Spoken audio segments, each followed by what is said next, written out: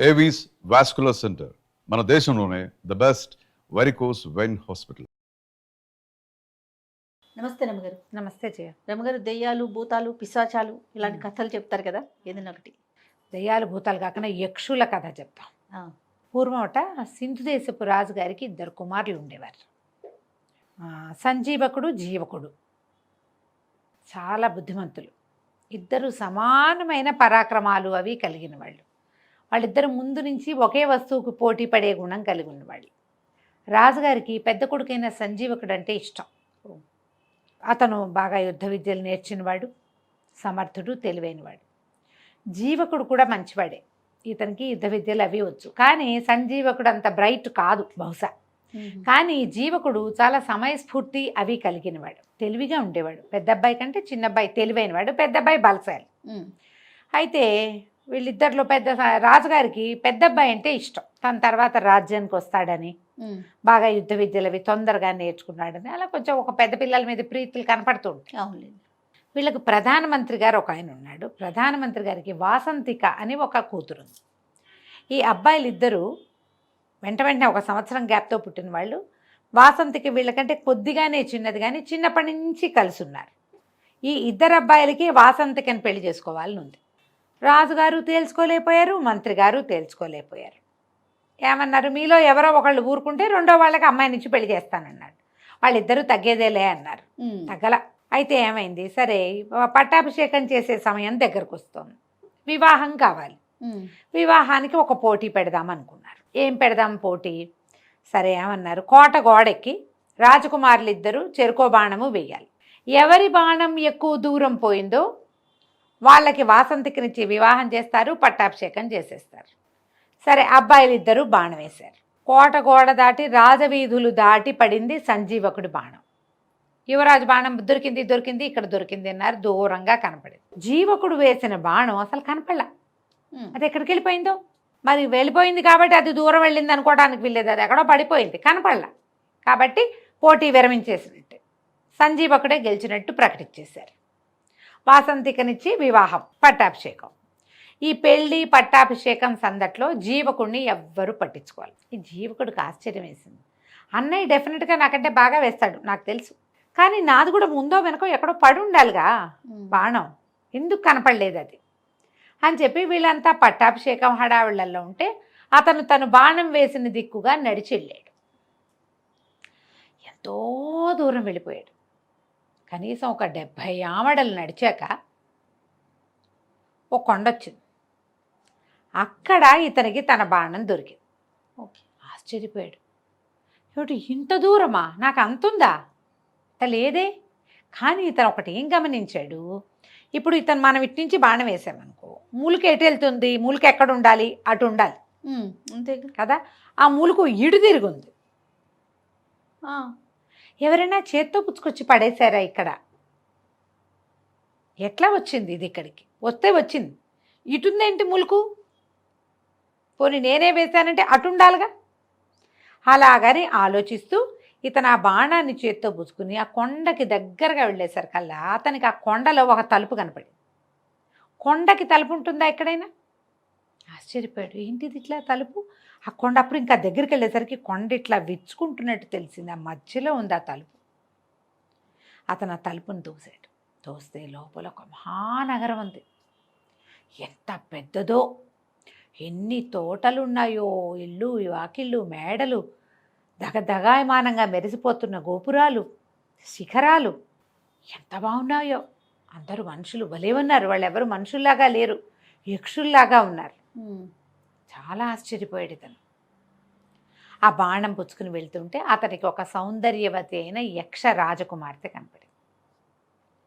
అడిగాడు, మీరెవరు? మా రాజ్యానికి ఇంత దగ్గరలో ఇంత కొండ ఉందేమిటి, ఈ కొండలో ఇంత నగరం ఉండటం ఏమిటి, మాకు ఎప్పుడూ తెలీదే ఇక్కడ యక్షులు ఉన్నారని అనేసరికి ఆవిడ నవ్వింది. ఆవిడ పేరు సరసీరుహలోచన. ఆమె పేరా? ఆవిడ సరసీరుహ. అమ్మాయి ఏమందంటే, మేము ఎప్పుడు ఇక్కడే ఉన్నాం, నిన్ను చిన్నప్పటి నుంచి చూస్తున్నా, నేను చాలా చిన్నతనం నుంచి. నీ సమయస్ఫూర్తి, నీ తెలివితేటలు, నీ విధానం నాకు మొదటి నుంచి నచ్చినాయి.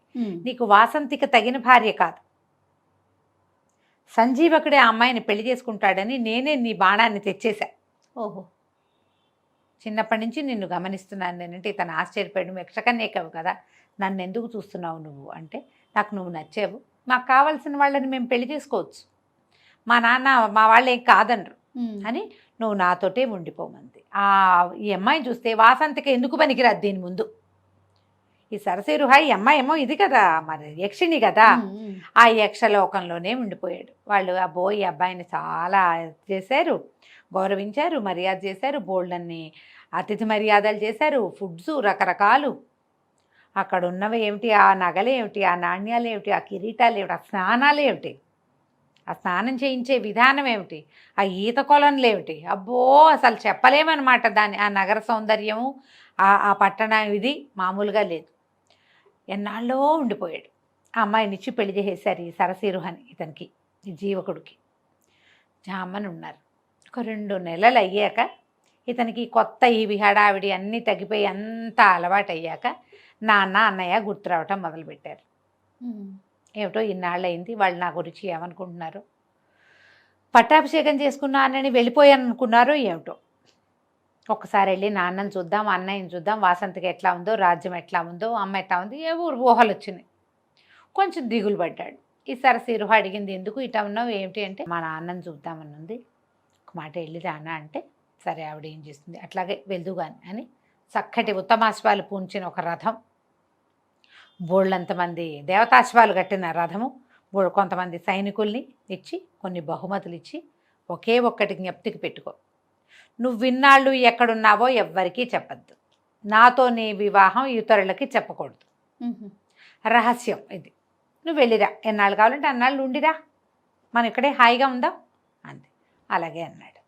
ఇతను ఈయన లోపల ఉన్న రాజ్యానికి రాజు, మరి యువరాణిని పెళ్లి చేసుకున్నాడు కదా, ఆ అమ్మాయి, ఆ రాజ్యం అమ్మాయిది. సరే వెళ్ళాడు. ఈ రాజు మంత్రులు అందరూ ఆశ్చర్యపోయారు. సడన్గా ఎక్కడి నుంచో వచ్చి ఊడిపడ్డట్టు, ఆకాశం నుంచి ఊడిపడ్డట్టుగా వచ్చిన జీవకుడిని చూసేసరికల్లా భయపడి చచ్చారు. వీడేదో గొడవ చేయటానికి వచ్చాడు అనుకున్నారు. నువ్వు ఎక్కడున్నావు అని అడగల. ఇతను వాసంతికని ప్రేమించాడు. రాజ్యము అన్నయ్యకే ఇచ్చాం, వాసంతికని అన్నయ్యకే ఇచ్చాం. ఏదో దురుద్దేశం మధ్యలో మనసులో పెట్టుకుని వెళ్ళిపోయాడు. ఇప్పుడు దురుద్దేశంతో వచ్చుంటాడు. అలాగని అనుమానపడ్డారు మంత్రులు, సామంతులు. రాజుగారికి చెప్పారు, జీవకుడు సజావైన ఉద్దేశంతో రాలేదు, ఆనుపాను చూసుకోవడానికి వచ్చాడు, ఏదో ఒకరోజు యుద్ధానికి వస్తాడు. రాజు అంత మనసిచ్చి ఉండల చిన్న కొడుకుతోటి. ఇతను అదేం పట్టించుకోలే, హాయిగా అందరితోటి గడిపాడు, విందులు వినోదాలకి తిరిగాడు, అటు ఇటు. కొన్నాళ్ళక వెళ్ళొస్తాను అని వెళ్ళిపోయాడు. అమ్మయ్య అనుకున్నారు, అమ్మయ్య వెళ్ళిపోయాడు, ఇప్పుడు ఏం ఇబ్బంది లేదు. ఒక 2-3 నెలలు పోయాక మళ్ళీ మా నాన్నని చూస్తా అన్నాడు. అనేసరికల్లా మళ్ళీ సరసీరుహ ఈసారి ఇంకా పెద్ద రథం, ఇంకో 50 మంది సైనికులు, ఇంకో 25 మంది బానిసలు, అదే ఆ స్త్రీలు వెనకాల పనిచేసేవాళ్ళు అందరినీ ఇచ్చి పంపించింది. బోల్డని గిఫ్ట్లు ఇచ్చింది. నాన్నకో వస్తువు, అమ్మకో వస్తువు, అట్లా రకరకాల మణులు మాణిక్యాలతోటి వస్తువులు. మళ్ళీ ఉన్నట్టుండి ఊడిపడ్డట్టుగా వచ్చినటువంటి జీవకుడిని చూసి హడిలు తెచ్చారు వీళ్ళంతా. అయ్య బాబోయ్, లాస్ట్ టైం 50 మందితో వచ్చాడు, ఇప్పుడు 150 మందితో వచ్చాడు, ఈసారి ఇంకా పెద్ద రథం, ఇంకా బోల్డ్ సామాన్లు తెచ్చాడు, వీడు ఏ ఉద్దేశంతో వచ్చాడు, ఏదో చేయబోతాడు. రాజుగారు అట్లాగే మొహం మార్చుకుని ఉన్నాడు. కొద్ది రోజులు ఉన్నాడు ఇక్కడే జీవకుడు. అందరూ అనుమానంగానే సంచరించేవాళ్ళు. అతను ఏం మాట్లాడితే ఏం అర్థం తీయచ్చా అనే చూశారు. అతను ఏ వేళాకోళానికి నవ్వుతూ ఏదన్నా దురర్థాలే తీసుకున్నారు. మనకు అనుమానం ఉంటే అంతే, అన్న తప్పుగానే ఉంటుంది, మన మనసులో ఉంటుంది కదా. అది వాళ్ళు మొహం తిప్పితే మూతి తిప్పుకున్నారనిపిస్తుంది, మూతే తిప్పితే మెటికలు విరిచారనిపిస్తుంది. అలాగే మనం ఇలాగే చేస్తాం కదా. అవును. సరే, ఒక 10 రోజులు 20 రోజులు ఉండి జీవకుడు మళ్ళీ బయలుదేరి వెళ్ళిపోయాడు. వీళ్ళు ఊపిరి పీల్చుకున్నారు. రాజ్యంలో వాళ్ళంతా, మంత్రులు, మా సైన్యాధిపతి, రాజుగారు అందరూ ఊపిరి పీల్చుకున్నారు. సరిగ్గా 6 నెలలకి మళ్ళీ వచ్చాడు. ఈసారి పెద్ద సైన్యాన్ని ఇచ్చింది భార్య. మరి ఇప్పుడు ఇక్కడ బలపడుతున్నాం, ఇక్కడ బాగున్నాం, మనం మంది చూపించాలి కదా. పంపించేసరికి పెద్ద అంత వచ్చిన సైన్యాన్ని చూసి హడిలు చచ్చారు వీళ్ళు. కొండ దగ్గర నుంచి వాళ్ళు నడిచొస్తుంటే ఆ రేగిన దుమ్ముకి ఎవరో యుద్ధానికి వస్తున్నారని భయపడ్డారు. తీరా చూస్తే జీవకుడే మామూలుగా వచ్చాడు. సరే, అప్పుడు వీళ్ళు ఏమనుకున్నారు, వీడికి ఏదో సహాయం లభిస్తోంది, ప్రతిసారి సైన్యం పెరుగుతోంది, వీళ్ళందరూ మామూలు మనుషుల్లాగా లేరు, వీడికి ఏదైనా దైవికమైనది లభించిందా, గంధర్వులో, యక్షులో, కిన్నర్లో, కింపురుషులో, రాక్షసులో, ఏమైనా పిశాచగణాలో ఏవో హెల్ప్ చేస్తున్నాయి. అందుకని ఎక్కడా లేని విడ్డూరమైన ఒక గిఫ్ట్ అడగండి జీవకుడిని, ఈసారి వచ్చినప్పుడు తెమ్మని. తెచ్చాడా, యక్షులతో ఎవరితో సహాయం లభించినట్టే వీడికి అనేసరికల్లా సరే ఏం చేశాడు తండ్రి, బాగా ఆలోచించి మంత్రిని అడిగాడు సలహా. ఏం అడగమంటావంటే, ఎక్కడికైనా వెళ్ళినప్పుడు, వేటకి వెళ్ళినప్పుడు సైన్యం అంతా తలదాచుకునేందుకు ఒక డేరా, ఒక గొడుగు కావాలి, ఆ గొడుగు అరిచేతిలోనే పట్టాలి, అలాంటి గిఫ్ట్ ఏదైనా పట్టుకురమ్మని. జీవకుడికి అర్థం కాదు, తండ్రి అడిగాడు కదా, తీసుకుపోయి భార్యకి చెప్పాడు. మా నాన్న ఆయనకి పెద్ద డేరాలాగా ఉండే గొడుగు కావాలట, అది అరిచేతిలోనే పట్టాలట, విప్పితే పెద్దది కావాలట, వేటకి వెళ్ళినప్పుడు, యుద్ధానికి వెళ్ళినప్పుడు, గట్టు మీద నుంచినప్పుడు ఇట్లా గొడుగులాగా ఉండాలి, కానీ అది మళ్ళీ పెద్దదిగా ఉండకూడదంటే అలాగే ఎంతలోకి అలాగే ఇద్దాం ఈసారి అంది. మళ్ళా 3 నెలలకు వెళ్ళాడు. ఈసారి అరిచేతిలో పట్టే ఒక గొడుగు తెచ్చిచ్చాడు నాన్నకి. ఆ గొడుగు విప్పితే విప్పితే విప్పితే విప్పితే ఒక క్రోసెడ్ మేర అయింది అది. మళ్ళీ అదంతా మడితే అరిచేతిలోకి వచ్చేసింది. ఓహో, కాంతపోయారు జనం. అయ్యో బాబోయ్, ఇంకేమైనా ఉందా, వీడికి యక్షులదే సహాయం లభించింది, ఏదడితే అది చేసేస్తున్నాడు, వీడు అడిగితే చేసేస్తున్నాడు, రేపొద్దున ఉట్టుడియంగా వచ్చి పడిపోతాడు, రాజ్యం లాగేసుకుంటాడు, వాళ్ళు ఎందుకు ఊరుకుంటారు యక్షులు. వీడి తండ్రి అడిగినట్టు తెచ్చిచ్చేసాడు. అప్పుడు ఏమన్నారు, ఒక బలశాలైన వాడొకడు పక్కన రక్షణగా ఉండటానికి, యుద్ధంలో సహాయం చేయటానికి, ఎంతమందినైనా ఎడం చేత్తో కూల్చేయగలిగిన ఒక బలశాలని తీసుకురమ్మని అడగమన్నారు. అడగమనేసరికల్లా జీవకుడు సరేనన్నాడు. ఏముంది, 6 నెలలకి 3 నెలలకి నాన్నని చూడ్డానికి వస్తున్నా, ఆయన ఏదైనా అడిగితే యక్షిని మన భార్య ఇస్తుంది అనుకున్నాడు. వెళ్ళి అడిగాడు.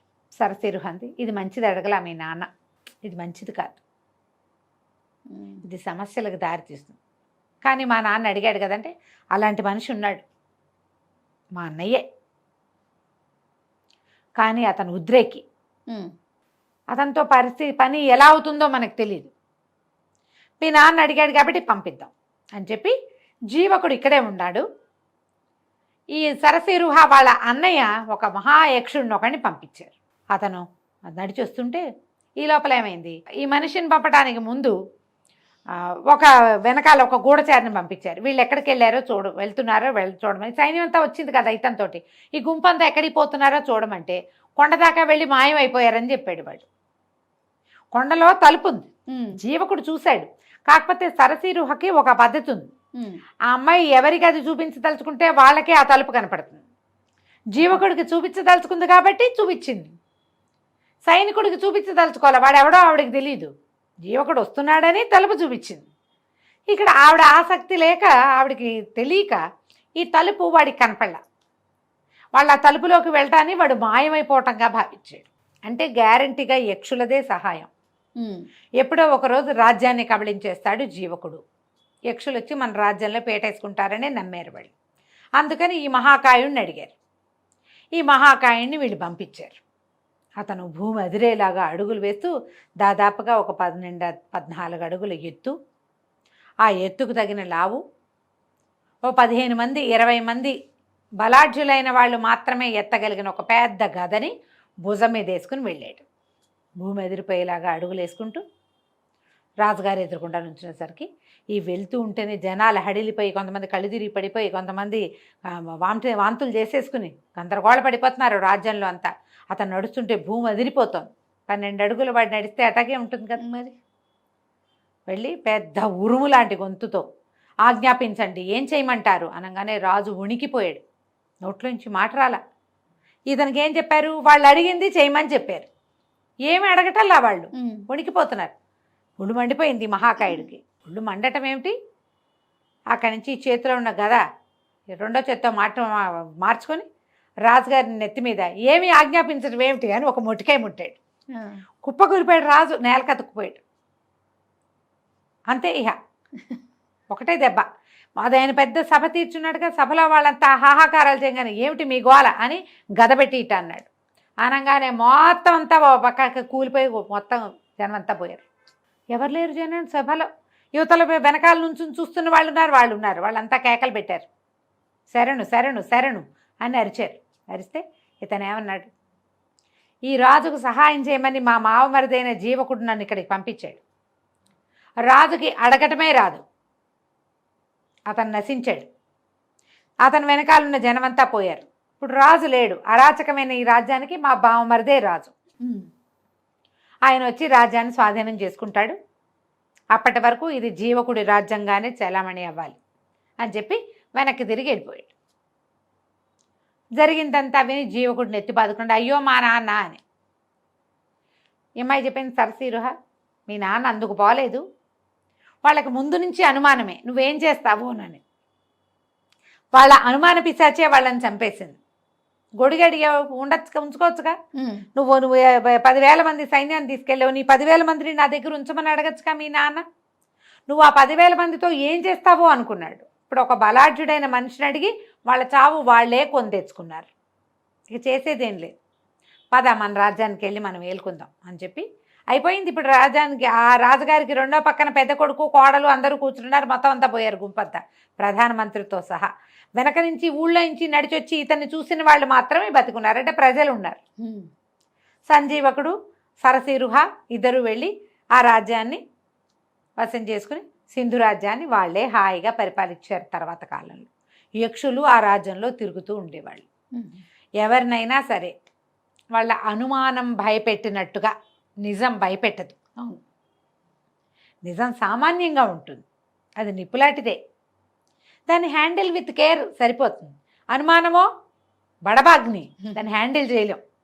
ఎందుకంటే నీకు ఏం చేసినా అనుమానంగానే ఉంటుంది, రగులుతూనే ఉంటుంది, ఎప్పుడూ రగులుతూనే ఉంటుంది. నువ్వు అదే నీ దగ్గర చిన్న అగ్ని ఉంది నిజం, దాన్ని ఒక చిన్న ముంతలో పెట్టి కూడా నువ్వు కాపాడచ్చు. కరెక్ట్ అండి కదా, దాన్ని మనం ఏం చేయలేం, అదేం చేయదు మనని, అది మనని కాల్చదు, చక్కగా ఉంటుంది. మనం సంరక్షించాలంతే. అనుమానం ఏంటంటే అటటట పెరిగిపోతూ ఉంటుంది. ఆ పెరిగిపోయేది చివరికి మనం చంపేస్తుంది కదా, కంచికి మనం ఇంటికి. చాలా బాగుంది రమ్మగారు. నమస్తే. నమస్తే.